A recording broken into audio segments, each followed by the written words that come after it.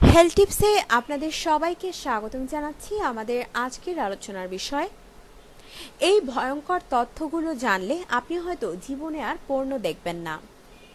বর্তমান সমাজে পর্নোগ্রাফি একটি সামাজিক ব্যাধি। প্রতিদিন কোটি কোটি পর্নো ভিডিও মোবাইলের মাধ্যমে বিদ্যুতের চেয়েও দ্রুত গতিতে তরুণদের মাঝে ছড়িয়ে পড়ছে, যার ফলে বাড়ছে যৌন অপরাধ।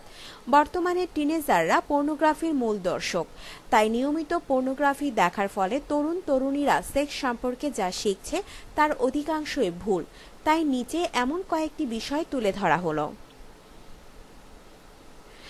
পুরুষাঙ্গ বড় হলেই সেক্স করে মজা পাওয়া যায়। পর্নোগ্রাফি দেখতে দেখতে অনেক ছেলেমেয়ের মধ্যে এই ধারণাটি কাজ করে যে পুরুষাঙ্গ বড় হলেই সেক্স করে মজা পাওয়া যায়।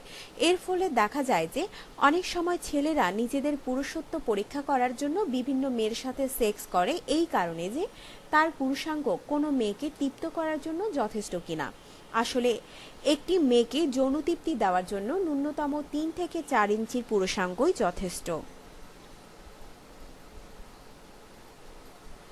যোনিতে পুরুষাঙ্গ প্রবেশ করালেই মেয়েরা তৃপ্ত হয়। বিভিন্ন পর্নোগ্রাফিতে দেখা যায় যে যোনিতে পুরুষাঙ্গ প্রবেশ করানোর কিছুক্ষণ পরপরই মেয়েরা তৃপ্ত হচ্ছে, কামরস বের করছে।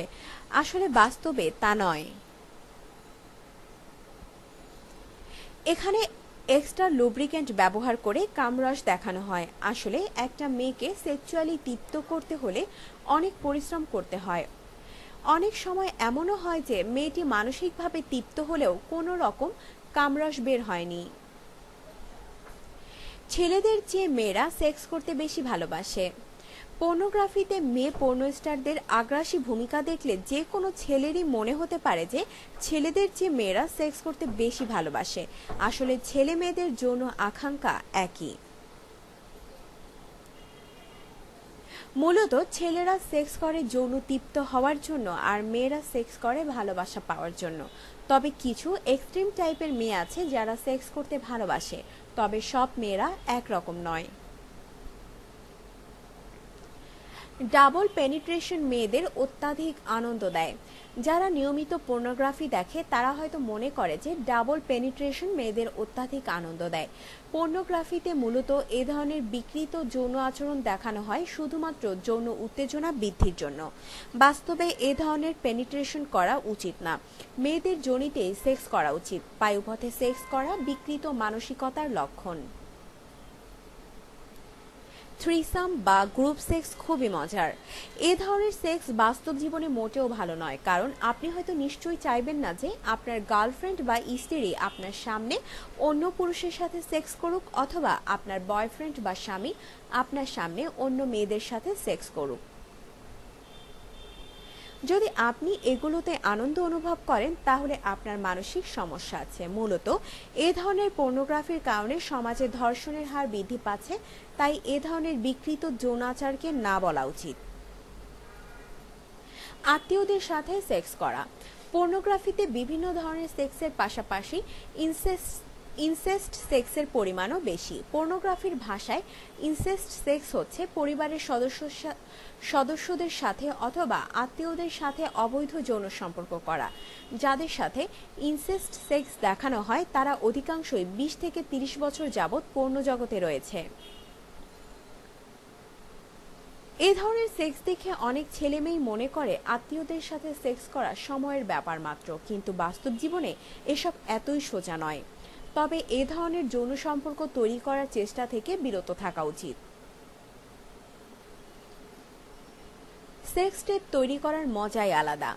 যে সকল ছেলে মেয়ে প্রেমের আবেগে বিয়ের আগেই যৌন সম্পর্ক করে তোলে, সাধারণত তাদের মনে এ ধরনের ইচ্ছা জাগে। এক্ষেত্রে তারা মূলত পর্নোগ্রাফিতে দেখা অভিজ্ঞতাকে প্রয়োগ করে নিজেদের সেক্স করার পাশাপাশি মোবাইলের ক্যামেরা বা হ্যান্ডিক্যাম দিয়ে নিজেদের একটি সেক্স টেপ তৈরি করে তা ইন্টারনেটে ছেড়ে দেয়।